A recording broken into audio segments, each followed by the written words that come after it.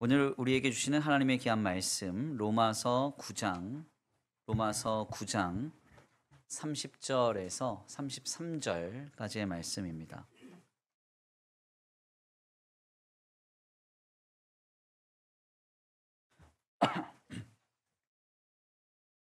로마서 9장 30절에서 33절까지의 말씀. 다 찾으신 줄 알고 다 같이 한 목소리로 함께 봉독합니다. 시작. 그런즉 우리가 무슨 말을 하리요? 의를 따르지 아니한 이방인들이 의를 얻었으니 곧 믿음에서 난 의요. 의의 법을 따라간 이스라엘은 율법에 이르지 못하였으니 어찌 그러하냐? 이는 그들이 믿음을 의지하지 않고 행위를 의지함이라. 부딪힐 돌에 부딪혔느니라. 기록된 바 보라, 내가 걸림돌과 거치는 바위를 시온에 두노니 그를 믿는 자는 부끄러움을 당하지 아니하리라 함과 같으니라. 아멘. 할렐루야. 아멘. 할렐루야. 아멘. 오늘도 하나님의 예비하신 귀한 은혜가 있는 줄 믿습니다. 귀한 시간 하나님의 은혜로 새롭게 되시고 하나님의 귀한 말씀 가운데 힘을 얻고 변화받는 귀한 시간 되실 간절히 축원합니다. 다 같이 믿음으로 선포하겠습니다. 다 잘 되고 있습니다. 하나님께서 하십니다. 시작. 다 잘 되고 있습니다. 하나님께서 하십니다. 아멘. 다시 한번 믿음으로 선포합니다. 다 잘 되고 있습니다. 주님의 역사가 있습니다. 시작. 다 잘 되고 있습니다. 주님의 역사가 있습니다. 아멘. 오늘도 주님의 풍성한 은혜와 역사를 누리는 복된 주일 되시기를 간절히 축원합니다. 오늘은 귀한 시간 귀한 말씀을 통하여서 후일담이 더 감동적이다. 후일담이 더 감동적이다 라는 제목으로 하나님의 귀한 말씀 함께 나누고자 합니다.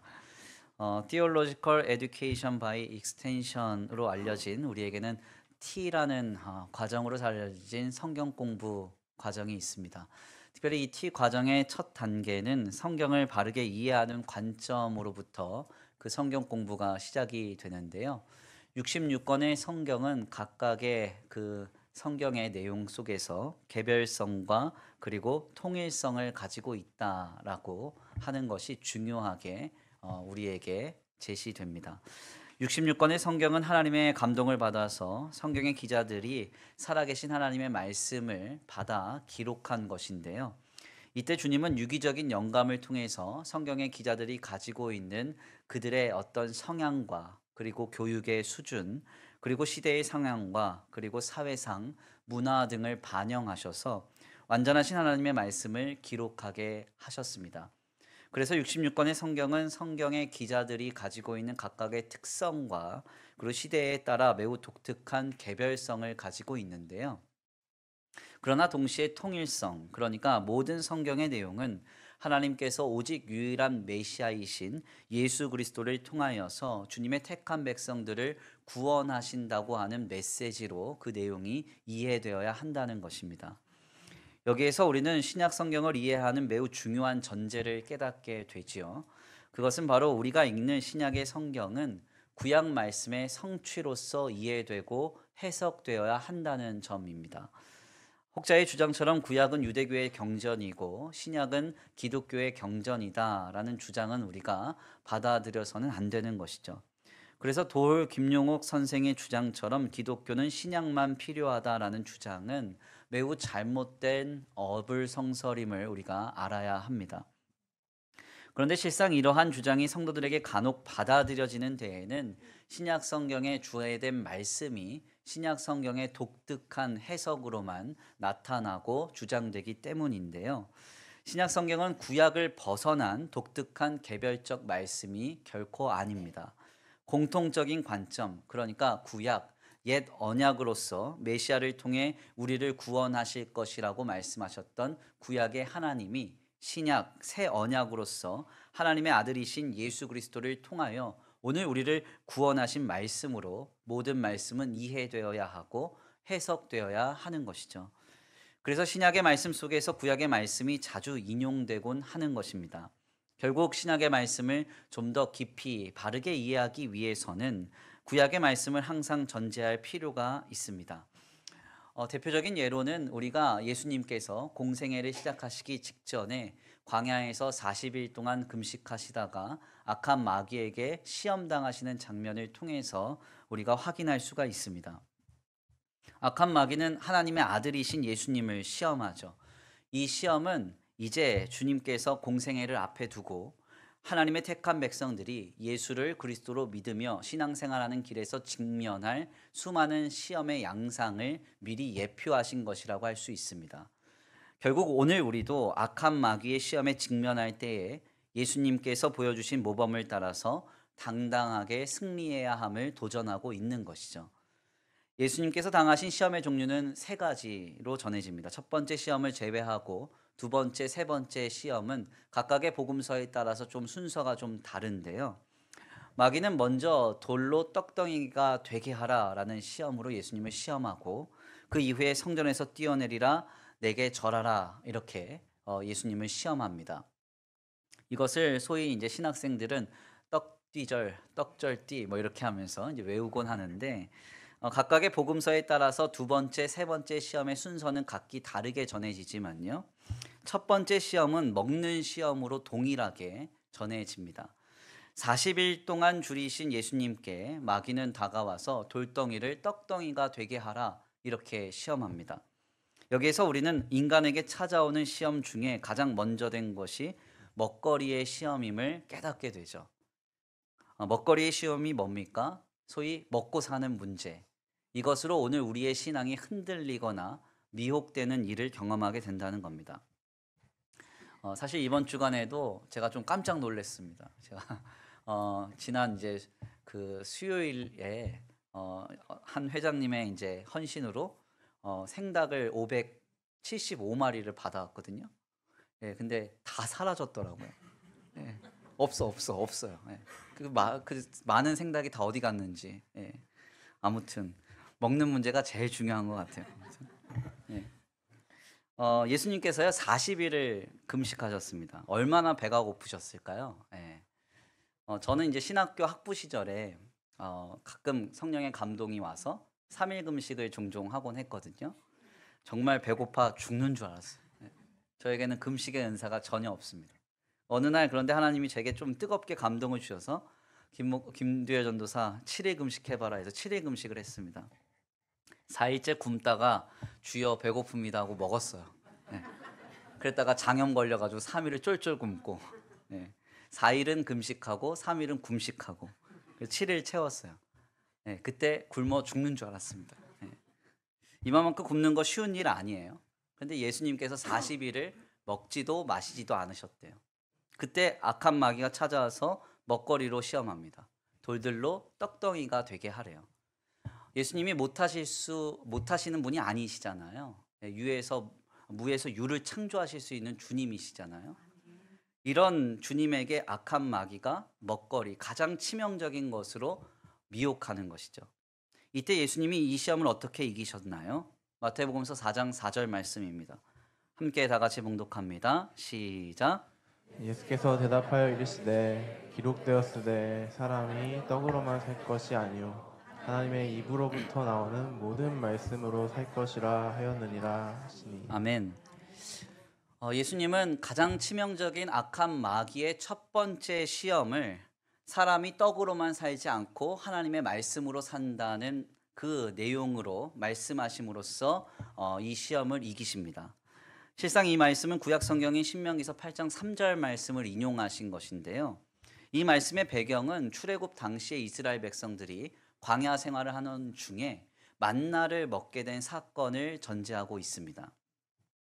특별히 이 말씀을 증언하는 모세는 주님께서 출애굽한 이스라엘 백성들을 광야에서 낮추시고 줄이게 하신 이유가 있음을 밝힙니다. 하나님께서 광야에서 굳이 이스라엘 백성들에게 만나를 먹이심으로써 사람은 떡, 그러니까 물질로 인하여 사는 것이 아니라 생사를 주관하시는 분은 하나님이심을 알게 하시기 위함이었다는 것이죠. 신명기서 8장 3절 말씀을 우리가 다 같이 표준세 번역 성경으로 함께 봉독해 올려드립니다. 함께 봉독합니다. 시작. 주님께서 당신들을 낮추시고 굶기시다가 당신들도 알지 못하고 당신들의 조상도 알지 못하는 만나를 먹이셨는데 이것은 사람이 먹는 것으로만 사는 것이 아니라 주님의 입에서 나오는 모든 말씀으로 산다는 것을 당신들에게 알려주시려는 것이었습니다. 아멘. 예수님께서 어떻게 악한 마귀의 그 치명적인 첫 번째 시험을 이기셨는가? 단순하게 본문 말씀을 우리가 표면적으로 이해해서요.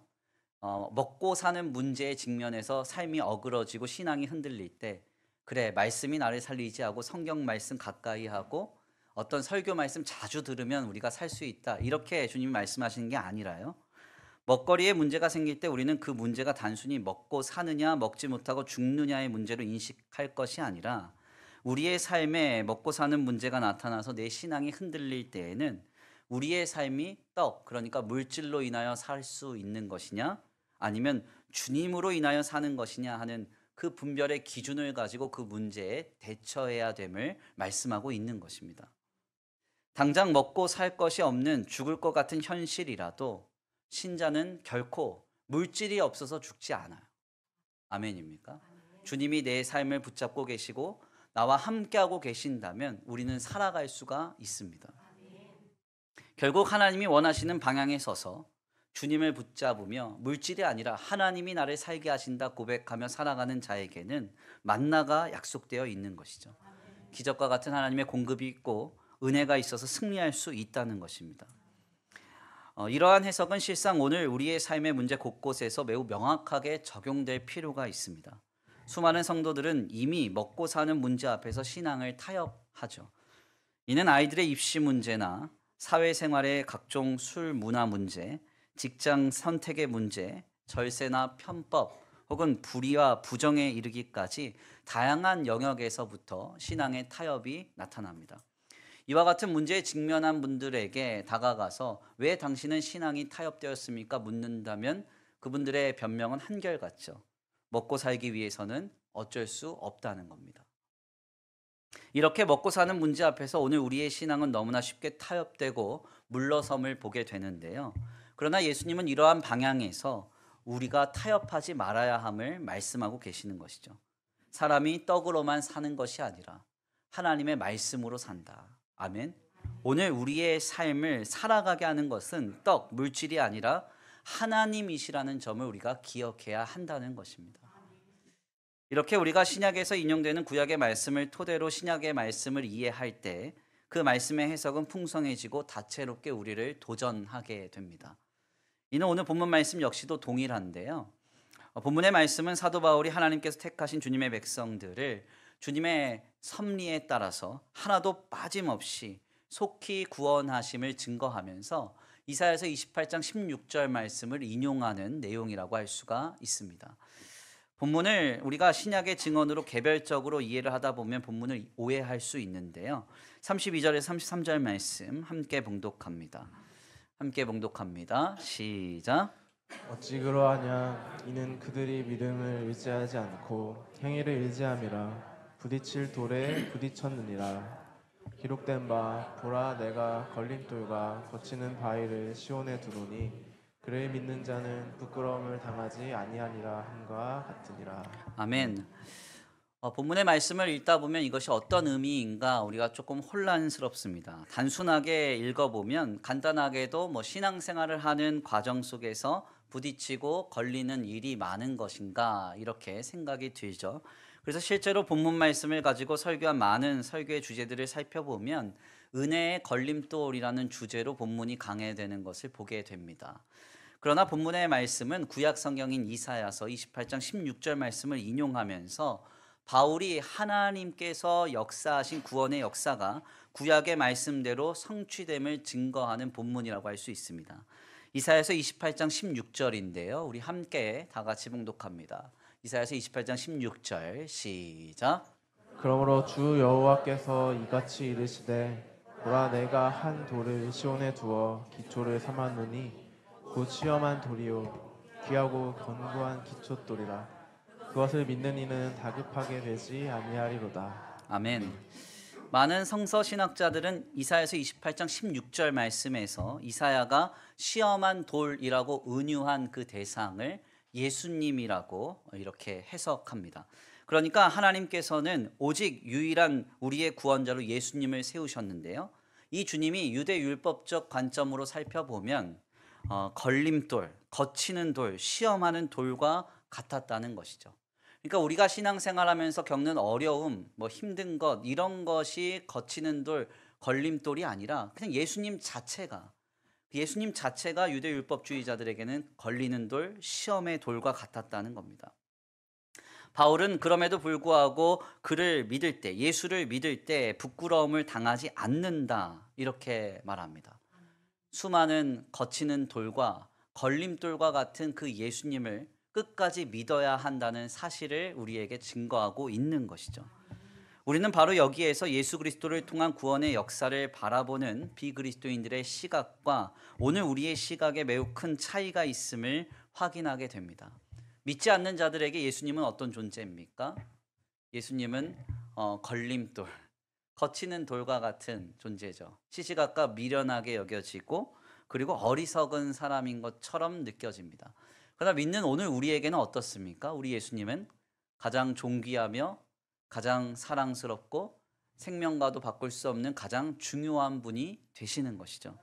아멘. 그러니까 우리가 여기에서 비그리스도인들과 우리가 예수님을 바라보는 시각이 너무나 상이함을 깨닫게 되는 겁니다. 그런데 오늘 본문 말씀을 조금 더 깊이 들여다보면 이사야서와 사도 바울의 증언은 비그리스도인들에게나 그리스도인들 모두에게 이 예수님이 걸림돌 혹은 거치는 돌로 경험될 것이라고 선포한다는 점에서 그 내용이 매우 의미심장하다고 할 수 있습니다. 오늘 본문 말씀 25절 말씀을 표준 세번역 성경으로 다시 한번 봉독해 올려드리겠습니다. 25절 말씀, 표준 세번역 성경 25절입니다. 시작. 보아라, 내가 시온에 부딪히는 돌과 걸려 넘어지게 하는 바위를 둔다. 그러나 그를 믿는 사람은 부끄러움을 당하지 않을 것이다. 아멘. 33절 말씀인데요. 33절 말씀에서 뭐라고 기록이 됩니까? 성경에 기록한 바는 보아라, 내가 시온에 부딪히는 돌과 걸려 넘어지게 하는 바위를 둔다. 그러니까 하나님께서는 시온에 부딪히는 돌, 걸려 넘어지게 하는 바위를 두셨다는 것이고 이것은 우리 모두에게 경험되는 일이라는 사실을 말하고 있다는 겁니다.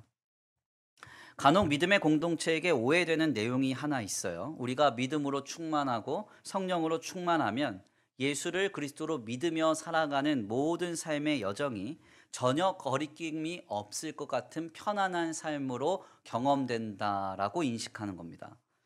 그러나 실상은 그렇지 않죠.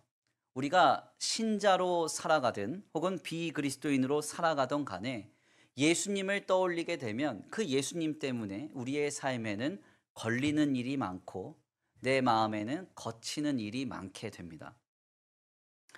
예수님을 믿고 신앙을 지키며 살아가는 일은 늘 우리 안에 거치는 바위, 갈등과 충돌과 저항을 불러일으키는 요소를 연속적으로 경험하는 삶이라는 것이죠.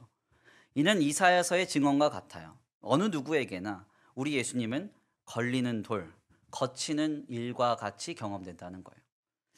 예수님 때문에 참아야 되고요. 예수님 때문에 견뎌야 되고요. 예수님 때문에 인내해야 되고요. 예수님 때문에 감당해야 되고 헌신해야 되는 것이죠. 가만 한번 생각을 해보십시오. 우리가 예수를 그리스도로 믿으며 신앙으로 살아갑니다. 그러면 어떻게 삶이 완전히 바뀌어요? 일주일에 하루를 주님의 날로 포기하며 살아가야 되죠. 7일 내내 나를 위하여 살아도 부족한 시간이잖아요. 일주일이 얼마나 빨리빨리 지나갑니까?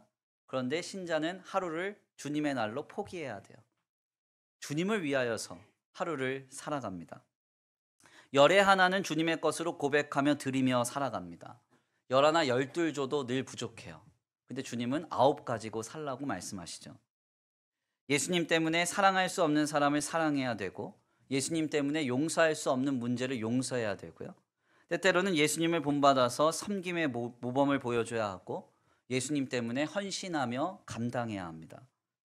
즉 오늘 우리의 삶은 예수님, 그 예수님으로 인해서 뭔가 걸리는 일, 거치는 상황을 경험하는 인생이라는 거예요. 이 길은 결코 쉬운 삶이 아닙니다. 오늘 우리 모두가 그와 같은 인생을 살아가고 있는 것이죠. 여기 계신 분들 중에 성질 없는 분 누가 있어요? 다 성질 있죠. 그렇게 생기셨다는 건 아니에요. 성질 하나도 없게 생겼는데 립 서비스입니다. 아무튼 그런데 다 성질 있지만 참잖아요. 당장이라도 끊어내고 회파하고 다 내 성질 보이고 내 자존심 부리며 살아갈 수 있지만 그렇지 않는 이유가 어디 있어요?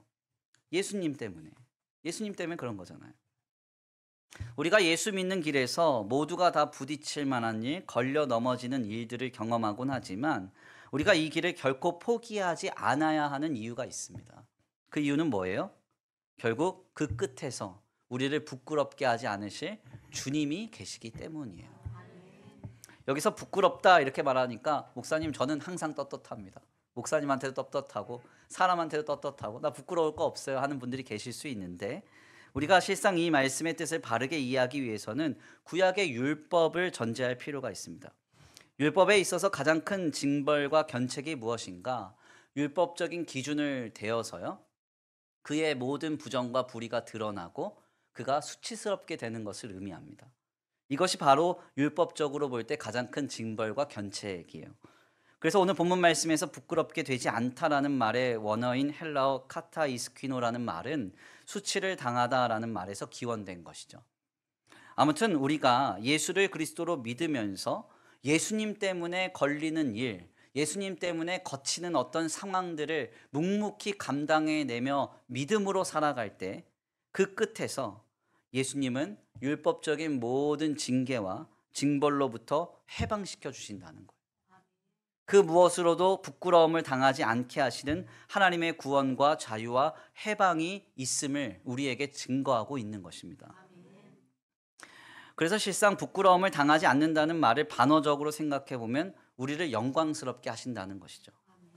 예수님 때문에 참고 예수님 때문에 견디며 예수님 때문에 때때로 희생하며 섬기며 살아갈 때 우리는 그 끝에서 우리를 모든 부끄러움에서 해방시켜 주시고 하나님의 거룩한 영광으로 우리를 이루어가실 주님을 기대할 수 있는 것입니다. 지금 한번 가만 생각을 해보세요. 예수님 때문에 걸리는 나의 삶의 요소들이 있나요? 세상 사람들이 보기에 예수님 때문에 거치는 그 삶을 우리가 지금 경험하고 있습니까? 혹자들이 그러잖아요. 너는 이런 일을 경험하는데도 교회 다니냐? 너 이런 상황인데도 예수님 믿냐? 너 어떻게 사냐? 이런 얘기를 할 때 난 예수님 때문에 참는 거야. 이 사람 꼴 보기 싫고 가정도 깨트리고 싶고 뭐 이런저런 문제들 속에서 그냥 내 마음대로 하고 싶지만 예수님 때문에 참는 거야. 그런 상황이 있습니까? 그렇다면 그 일로 인해서 낙심하거나 고단해하지 마세요. 요한계시록의 증언처럼 마지막 날에 우리의 눈에서 모든 눈물을 닦아주시고 우리를 품에 안으사 모든 수치로부터 벗어나게 하시고 하나님의 영광이 우리 가운데 이루어질 것입니다. 그 역사가 예비되어 있어요. 그러므로 주님 안에서 예수님 때문에 묵묵히 거룩한 삶을 결단할 수 있는 저와 우리 성도들 모두가 되시기를 간절히 축원합니다. 그런데 우리는 여기에서 조금 더 나아가 깊이 좀 고민해 보고자 해요. 예수를 그리스도로 믿는 삶은 예수님 때문에 뭔가 걸리고 거치는 일이 많은 인생이라고 했습니다. 그렇다면 신자로서 지금 우리는 그와 같은 상황을 경험하고 있는가? 스스로에게 한번 질문해 볼 필요가 있어요. 지금 내 삶에 예수님 때문에 거치는 일이 있나요? 이거 진짜 하기 싫은데 예수님 때문에 하고. 혹은 도저히 인정할 수 없는데 예수님 때문에 마음에 그 걸리는 일을 묵묵히 감당해 가고 있습니까? 예수님 때문에 내 삶에 거치는 일이 없고 예수님 때문에 내 마음에 걸리는 상황이 없다면 오늘 우리가 믿는 믿음의 길은 뭔가 방향이 잘못된 것이 아닌가 생각을 해볼 필요가 있어요. 실상 오늘 우리가 믿는 진리인 기독 신앙을 두고 이것을 영어로 프로테스탄트 혹은 프로테스탄티즘이라고 하죠. 여기에는 저항이라는 의미가 내포되어 있습니다. 그러니까 진리인 기독 신앙을 따르는 길은 당연한 저항, 우리 안에 자연스러운 갈등과 번민과 같은 걸림돌이 끊임없이 따르는 인생이라는 거예요. 그러니까 이것을 거꾸로 생각해 보면 만약 내가 예수를 그리스도로 믿으며 살아간다고 하면서도 예수님 때문에 세상 속에서 전혀 갈등이 없고 예수님 때문에 어떤 저항이나 어떤 번민도 없다는 것은 지금 주님을 바르게 신앙하는 길에 서 있지 않다는 반증일 수 있다는 겁니다. 가끔 저는 믿지 않는 지인들과 만나 교제할 때가 있어요. 그러면 그들은 제게 항상 얘기합니다. 김두현은 불쌍해 죽겠다고. 예.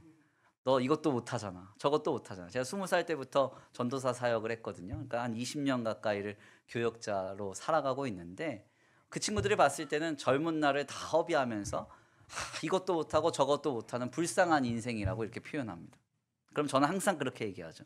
못하는 게 아니라 안 하는 거다. 네. 누구 때문에? 예수님 때문에. 아멘. 그러니까 예수님 때문에 걸려서 안 하는 거예요. 예, 그거 하면 좋은 거 다 알아요. 예. 뭐 누리고 즐기고 편한 삶 할 줄 알아요. 그렇지만 예수님 때문에 걸려서 안 하는 거죠. 예수님이 내 어떤 상황 속에서 걸림돌이 되고 거치는 돌이 되시는 거죠. 이 삶이 쉬운가? 결코 쉽지 않다는 겁니다. 예수님 때문에 참아야 하고요. 견뎌야 하고요. 사랑해야 하고 용납해야 하고 용서해야 하며 감당해야 돼요. 간혹 이런 방향의 신앙생활을 권면하다 보면 혹자는 제게 그런 말을 합니다. 목사님, 신앙생활 그렇게 어렵다고 얘기하시면 안 됩니다. 신앙생활 쉽다고 해야 됩니다. 안 그래도 어려운 거 들으면 더 마음 어려워서 성도들 다 떨어져 나간다고 그렇게 표현해요. 그런데 사실 이것은 성경적인 증언이 아니죠. 예수님이 뭐라고 말씀하세요? 나를 따르려거든 자기를 부인하고 자기 십자가를 지고 나를 따르라. 죽을 각오 아니면 예수님 못 따라가는 거죠. 주님을 따르는 길은 길이 좁고 협착한 좁은 문을 통과하는 인생인 거예요. 그러니까 우리가 주님을 잘 따르고 있다는 증거는 지금 예수님 때문에 내 마음에 갈등이 있는가, 번민이 있는가, 걸림돌과 거치는 일이 예수님 때문에 끊임없이 경험되고 있는가를 보셔야 합니다. 걸림돌과 거치는 일로 인한 신앙의 갈등과 번민과 저항은 어찌 보면 신자로서 당연한 일이에요. 문제는 오늘 우리가 이것을 견디고 이겨낼 힘이 있는가 하는 겁니다. 여러 번 설교 강단을 통해서 말씀드렸지만요. 예수를 그리스도로 믿으며 신앙으로 아름답게 세워져 가는 그 삶은 내 힘으로 감당한 삶이 아니에요. 하나님이 내게 힘을 주셔야 돼요. 성령께서 내게 위로와 소망과 감동과 감화를 주셔야 이 길에서 우리가 승리할 수 있습니다. 그래서 신자는 날마다 성령으로 충만해야 되고요. 은혜로 충만해야 돼요. 왜? 믿음의 길을 잘 감당해 가기 위해서. 성령 충만해서 하나님의 역사를 경험하고 은혜로 충만해서 많은 기적을 경험하기 위해서 우리가 성령 충만하고 은혜 충만해야 되는 게 아니라 예수 그리스도가 가신 그 길을 묵묵히 잘 따라가기 위해서 성령으로 충만하고 은혜로 충만한 삶을 사모하셔야 됩니다. 그런데 여기서 우리가 전제해야 할 중요한 한 가지가 있어요. 이겨낼 힘은 주님이 주시는 것인데요. 하나님이 원하시는 바를 깨닫는 선한 바탕은 이미 신자된 우리 안에 있다는 겁니다. 특별히 하나님을 가장 신앙했던 철학자 중 한 사람으로 평가받는 칸트라는 사람이 있어요. 그는 이 이겨낼 힘과 깨닫는 바탕의 상관관계를 통해서 오늘 우리가 나아가야 할 방향을 매우 분명하게 제시합니다. 칸트는 자신이 주창하는 개념인 도덕 법칙에 관한 이론을 전하면서요. 사람은 태어날 때부터 절대적인 선에 대한 기준, 오늘 우리로 쉽게 말하자면 선한 양심, 도덕률을 지니고 살아간다 이렇게 말합니다. 그래서 그는 그의 책인 실천 이상 비판에서 이런 말을 우리에게 전하죠. 언제 봐도 놀라운 것이 있다. 하나는 별이 가득한 우주고 다른 하나는 사람에게 내재되어 있는 도덕률이다. 굉장히 유명한 칸트의 명언입니다. 아무튼 이런 입장에서요. 칸트는 매우 명쾌한 이야기를 정리해서 전해요. 뭐냐? 지금 우리가 고민한다는 것은 해야만 한다고 의식하기 때문이며 할 수 있다는 증거다. 네. 너무나 분명한 증언이죠. 지금 우리가 고민한다는 것은 해야만 한다고 의식하기 때문이며 할 수 있다는 증거라는 거예요.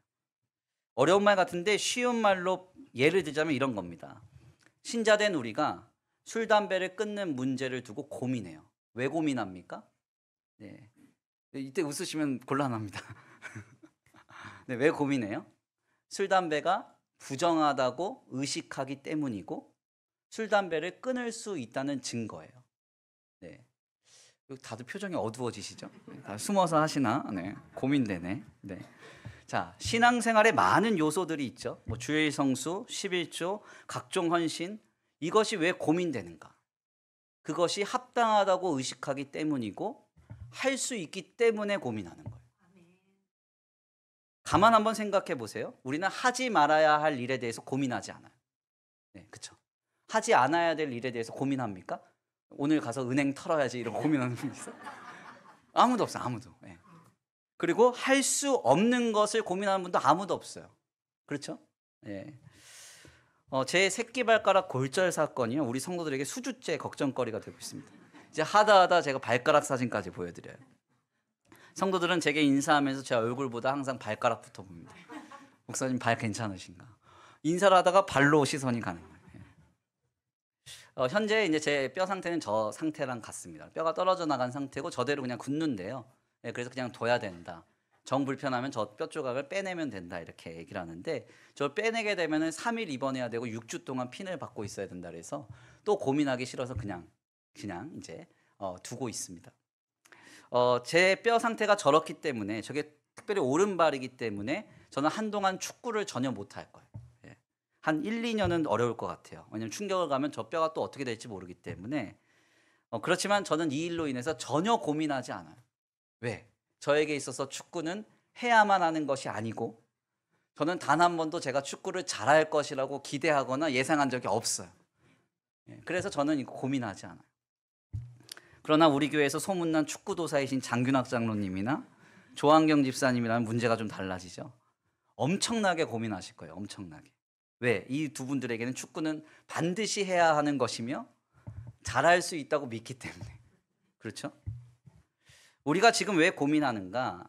신앙생활 가운데 왜 주저하고 갈등하는가? 해야 하기 때문이며 할 수 있기 때문이에요. 그렇죠? 하나님이 내게 그래서 깨닫게 하시는 거죠. 고민이 되면 그래서 반드시 감당해야 됩니다. 그냥 모른 척하면 안 돼요. 왜 주님이 깨닫게 하시겠어요? 우리가 왜 분별하겠어요? 할 수 있는 일에 고민하는 거예요. 매우 분명한 사실은 끊임없이 하나님이 기뻐하시는 방향으로 우리의 삶을 믿음으로 감당해 간다면 그 끝에서 부끄러움을 당하지 않음, 즉 하나님의 영광과 구원의 역사가 우리를 기다리고 있다는 것이죠. 앞서 소개한 철학자 칸트는 신을 믿어야 하는 이유를 바로 여기에서 이렇게 설명합니다. 그는 말하기를 인생의 목적이 두 가지라고 말해요. 행복을, 그러니까 즐거움을 추구할 것이냐 아니면 선을 추구할 것이냐. 여기서 행복이란 쾌락, 그러니까 즐거움에 가까운데요. 쾌락과 즐거움을 추구하는 인생은 개개인들이 거리낌 없이 자신의 즐거움을 파생하는 인생이 될 거기 때문에 자연스럽게 죄와 악이 관영한 사회를 이루게 되죠. 결국 여기에서 인간은 행복이 아닌 선을 추구하는 인생을 도전받게 됩니다. 그래야 모든 삶과 사회가 바르고 건전하게 세워져 갈 수 있기 때문에 그래요.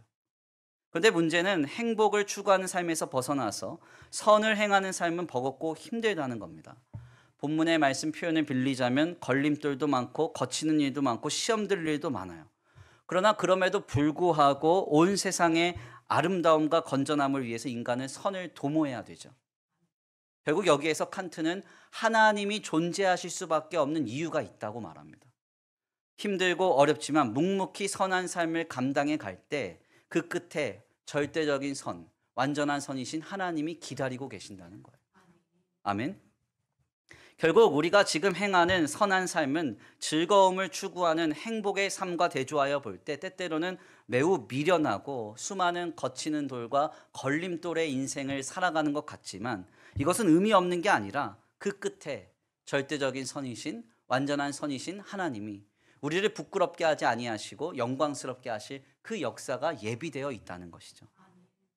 그러므로 성도된 우리는 완전한 선이자 절대적인 선이신 주님을 바라보면서 오직 예수님을 붙잡고 하루하루의 삶을 살아가야 합니다. 걸리는 일이 있어도 예수님 때문에 참으십시오. 힘든 일이 있어도 예수님 때문에 견디십시오. 예수님 때문에 용서하고 용납하며 사랑하십시오. 그때 우리는 믿음 안에서 하나님께서 예비하신 영광의 역사를 경험하게 될 것입니다. 며칠 전 들었던 아주 인상적인 예화 하나가 있습니다. 조류들 사이에 일어나는 일이라고 하는데요. 가끔 맹금류의 제왕인 독수리에게는 황당한 일이 나타납니다. 보시는 사진과 같이 느닷없이 독수리에게 까마귀가 날라와서요, 쪼아대고 시비를 거는 거예요. 얼마나 이게 황당합니까? 그런데 놀라운 점은요, 이때 독수리가 하는 일은 저 까마귀와 다투는 게 아닙니다.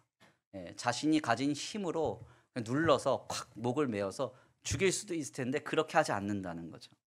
그러면 독수리는 어떻게 하느냐? 저렇게 까마귀가 와서 걸리적거리면 그냥 더 높이 날아오른다는 거예요. 계속 높이 날아오르다 보면 고도가 높아지면서 산소가 희박해서 까마귀가 자연스럽게 떨어져 나간답니다. 저는 이 모습이 오늘 우리의 신앙생활과 같다고 생각해요.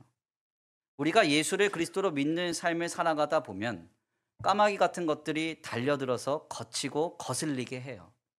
어려운 일이 있어요. 그러면 어떻게 해야 돼요? 매번 달려드는 까마귀랑 다투고 정쟁하고 막 어떻게든지 얘를 죽여 살려 이러고 있을 거예요? 생각해 보세요. 까마귀랑 독수리랑 싸우는 모습. 얼마나 멋이 없어요. 그렇죠? 우리는 좀 체급이 다르잖아요. 하나님의 자녀로서 다만 높이 계속 날아오르시면 돼요. 하나님께서 우리에게 독수리 날개치며 올라간 같은 새 힘을 주실 거예요. 그래서 주님을 힘입어서, 주님의 은혜를 힘입어서 계속 높이 신자의 삶을 견지하며 정진하다 보면 까마귀 같은 것들은 다 떨어져 나가는 거예요. 오늘 우리가 이 역사에 참여하게 되기를 간절히 축원합니다. 예수님 때문에 신앙의 많은 갈등과 번민을 이겨낼 때 주님은 우리를 결코 부끄럽게 하지 아니하시며 세상이 감당할 수 없는 하나님의 영광으로 우리를 영화롭게 하시리라 믿습니다. 귀한 말씀의 결론을 맺겠습니다. 저는 오늘 설교 제목을 후일담이 더 감동적이다라고 정했어요. 후일담이라는 이 말은 어떤 사건이 지나고 전해지는 이야기를 의미합니다. 제가 며칠 전에 감당한 미얀마 선교 이후에 선교지에서 들려온 많은 후일담이 있었습니다. 먼저는 아까 영상을 통해 보셨겠지만 차를 타고 가도 끝이 없이 가게 저희를 이제 이동시켜 주었던 그 선교사님의 차량이 안타깝게도 저희가 그 선교지를 떠난 직후에 고장이 났습니다. 차가 많이 무리한 것 같아요. 그래서 뭐 배터리 및 여러 가지 부품들을 고치고 수리했다는 이야기를 들었습니다. 선교사님께서 제게 말씀하시기를 고속도로에서 그랬으면 어쩔 뻔했냐 저한테 그러세요. 아까 보셨던 영상 중에 이렇게 직선으로 뻗친 도로가 있고 양쪽에 수풀이 우거진 곳이 있는데 거기가 놀랍게도 고속도로입니다. 그래서 거기서 만약에 차가 서게 되면 방법이 없어요. 거의 한 300km 뭐 이렇게 길게 가는데 한 휴게소가 2-3개밖에 없기 때문에 거기서 멈추면 큰일 납니다. 그래서 저도 생각해 보니까 아찔했고 하나님께서 보호해 주셨구나 이렇게 생각이 들었어요. 뿐만 아니라 지난 기간 동안 저희 선교팀은 아무렇지도 않게 다운지 곳곳을 돌아다녔는데요. 저희가 다운지를 떠난 직후에 도심 시내 곳곳에 검문소가 설치가 되었고 제대로 돌아다닐 수가 없게 되었다는 이야기를 들려주십니다. 안 그래도 저희가 그 선교지에서 이 검문에 걸릴 때마다 벗어날 때 뇌물을 주고 이렇게 훈련하곤 했었어요. 그런데 또 생각을 해보니까 이것도 하나님이 인도하시고 보호해 주셨구나 생각이 들었습니다. 더다가 지금 미얀마 사정은 더욱 안 좋아져서요. 많은 선교사님들이 짐을 싸고 있고 그분의 제자들이 뿔뿔이 흩어지고 있다는 이야기가 들려집니다.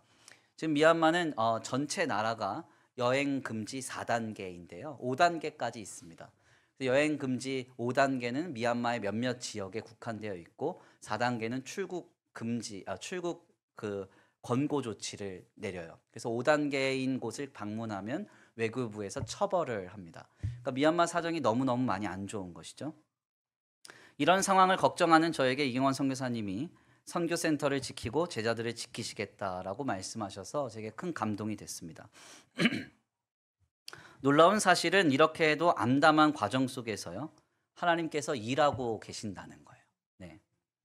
지난 1년 동안 그렇게 노력해도 단 한 명의 결실도 없었던 따오족 아이들이 선교팀 예배 직후에 4명이 등록을 했답니다. 선교사님을 포함해서 저희 선교팀이 4명이었는데요. 완전한 불교 민족인 이 따오족 이 4명이 주께로 돌아오는 첫걸음이 시작이 된 거예요. 그래서 제가 농담으로 그랬어요. 한 10명 갔었어야 되는데 10명 등록했을 텐데 제가 그랬습니다. 아무튼 생각해 보니까 너무너무 감사해요. 지켜주신 것 감사하고 인도해 주신 것도 감사하고 생명을 살리시는 열매를 맺어주시는 것도 감사하다. 저는 경악할 만큼 힘들었던 지난 미얀마의 선교 일정이 마치 우리가 살아가는 신앙의 여정처럼 느껴졌습니다. 신앙의 여정을 살아가다 보면 왜 이렇게 힘든지 해석이 안 될 때가 많아요. 저도 미얀마 여정을 감당하면서 왜 이렇게 힘들게 내가 여정을 짰지? 도대체 왜 이렇게 했지? 많은 이제 고민과 번민이 있었습니다. 삶의 여정 속에서 거치는 일, 걸림돌 많습니다. 그렇지만 예수를 그리스도로 믿는 믿음 안에서 예수님 때문에 묵묵히 참고 감당해 내다 보면 그 모든 일들이 지나 우리를 인도하신 주님이 보여지실 것이고 우리를 보호하신 주님이 경험될 것이고 열매 맺으시고 영광스럽게 역사하신 주님의 놀라운 역사가 우리에게 목도되리라 믿습니다. 그러므로 성도들에게 제가 담대하게 권면합니다. 믿음의 타협을 그치십시오. 쾌락과 즐거움에 물러서지 마십시오. 예비하신 주님의 역사가 있습니다. 독수리 날개치며 올라간 같은 새 힘을 주시는 주님을 힘입어서 묵묵히 신자의 삶을 아름답게 감당하시길 간절히 축원합니다. 지금 우리의 삶은 하나님께 달려 있으며 그 주님을 믿고 거친 삶을 묵묵히 예수님 때문에 감당하며 살아가다 보면 우리를 부끄럽게 하지 아니하시고 우리를 구원하신 하나님의 영광이 예비되어 있을 줄 믿습니다. 그 놀라운 역사의 주인공 되시길 간절히 축원합니다. 우리 이 시간 귀한 말씀 붙잡고 함께 기도하겠습니다. 찬양의 가사를 생각하시면서 함께 고백하겠는데요. 주가 보이신 생명의 길 찬양하겠습니다.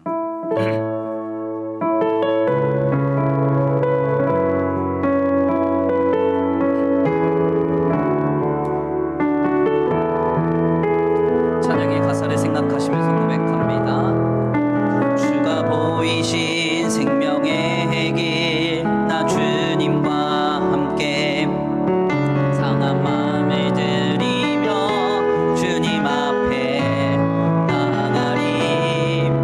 나의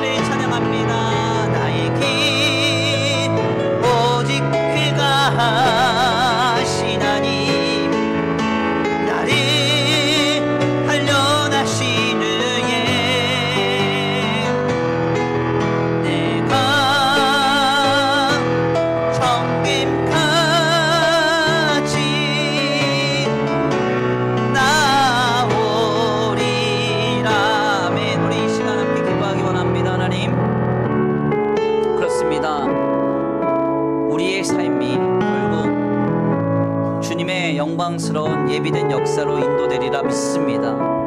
지금은 예수님 때문에 참고 견디며 인내하는 삶이 버겁고 힘들 때가 있지만 묵묵히 그 삶을 살아갈 때에 주님 주시는 힘으로 독수리 날개치며 올라감 같은 그 위로와 소망과 감동과 은혜를 가지고 묵묵히 예수님 때문에 신앙의 삶을 정진해 갈 때 결국 우리에게 부끄럽게 하시지 않는 역사, 우리로 하나님의 거룩한 영광을 예비하신 그 역사를 보게 하시리라 믿습니다.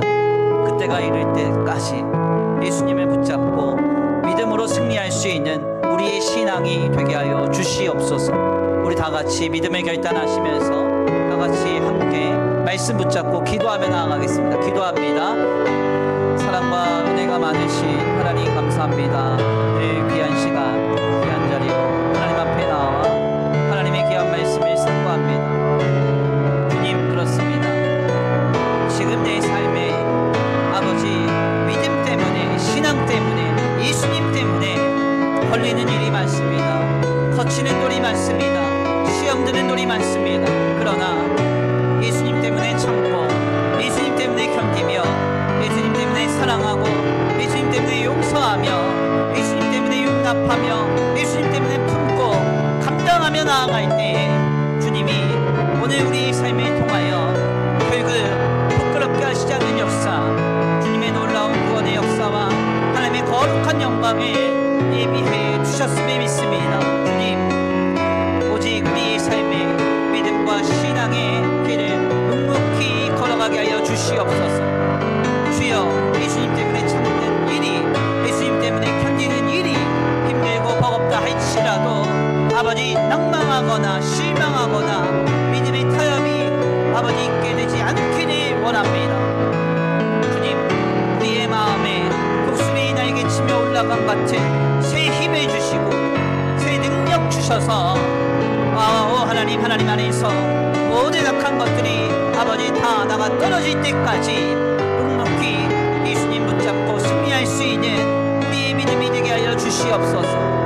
주여, 도우시리라 믿습니다. 함께 하시리라 믿습니다. 역사하시리라 믿습니다. 지금 이곳에서 말씀하여 주시고 지금 이곳에서 일하여 주시옵소서. 하나님 하실 일들을 기대합니다. 주여, 우리 가운데 이루어가실 하나님의 역사를 우리가 소망하며 기대합니다. 지금 당장 이 고단한 순간 이해되지 않고 해석되지 않고 아버지 용납되지 않지만 예수님 때문에 참고 견디며 아버지 믿음으로 정진하는 그 인생의 끝에 우리를 부끄럽게 하지 아니하실, 우리에게 영원한 영광을 허락하실 하나님이 계심을 믿습니다. 주님, 그날에 이를 때까지, 그때가 이를 때까지 아버지 믿음으로 더 우리 삶을 살아가게 하여 주시옵소서. 예수님 붙잡고 살아가게 하소서. 승리하게 하여 주시옵소서. 주님 역사하여 주시옵소서. 인도하여 주시옵소서.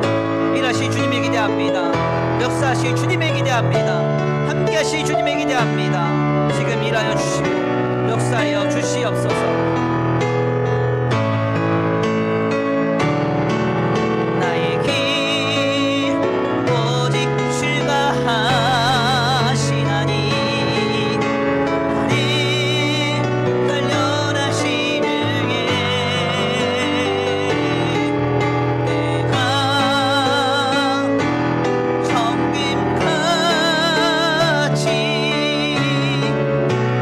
나오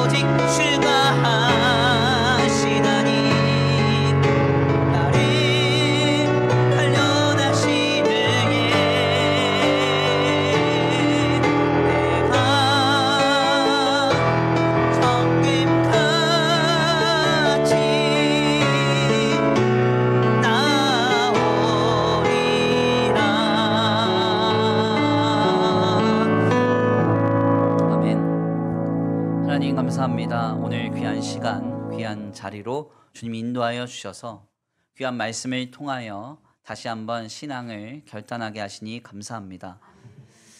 우리는 예수님 때문에 참습니다. 견디고 인내하며 용납하고 용서하며 사랑합니다. 주님, 이 삶이 버겁고 힘겹지만 주님께서 날마다 순간마다 우리를 깨닫게 하시고 독수리 날개치며 올라감 같은 새 힘을 주시리라 믿사오니 아버지, 예수님 때문에 참고 견디는 삶, 예수님 때문에 아버지 우리가 감당하며 용납하며 사랑하는 삶, 그 삶을 아름답게 감당해 낼 수 있도록 주님 우리에게 역사하여 주시옵소서. 이 시간 하나님 앞에 나와 예배하고 돌아가는 발걸음 아버지 주님께서 함께하여 주시옵시되 한 주간의 삶을 주님 앞에 의탁합니다.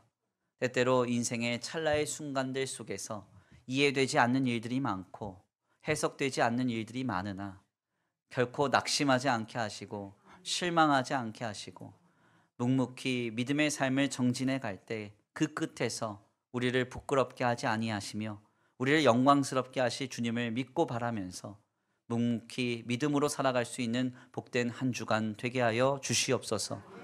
이 시간 주님 앞에 아버지 나와 아버지 예배하며 귀한 예물 올려드립니다. 이 예물 드려진 손길 위에 복 내려 주시옵시되 주님, 이 예물이 쓰여지는 곳곳마다 영혼과 생명이 살아나게 하시고 하나님의 나라와 주님의 복음을 위하여 쓰임받는 거룩한 예물 되게 하여 주시옵시되 주님, 드려진 손길 위에 복의 복을 더하사 모두가 다 힘들다고 하는 이 시국 가운데 하나님께로부터 공급받음으로 인하여 흉년 속에서도 100배의 결실을 얻었던 이삭의 놀라운 그 복이 아버지 이들의 가정과 생업 위에 차고 흔들어 넘치도록 공급되게 하여 주시옵소서. 도우시고 인도하시며 함께 하실 줄 믿고 감사함 올려드리오며 사랑과 은혜가 많으신 우리 구주 예수 그리스도의 이름으로 감사하며 기도 올려드립니다. 아멘. 이제는 우리 주 예수 그리스도의 은혜와 성부 하나님의 극진하신 사랑하심과 성령 하나님의 내주 교통하심이 오늘 귀한 말씀 가운데 듣고 깨달아 힘겹고 어렵지만 예수님 때문에 참으며 견디며 사랑하고 용납하며 감당하며 살아가기로 결단하는 모든 성도들 머리머리 위에 이제로부터 영원토록 함께 있을지어다.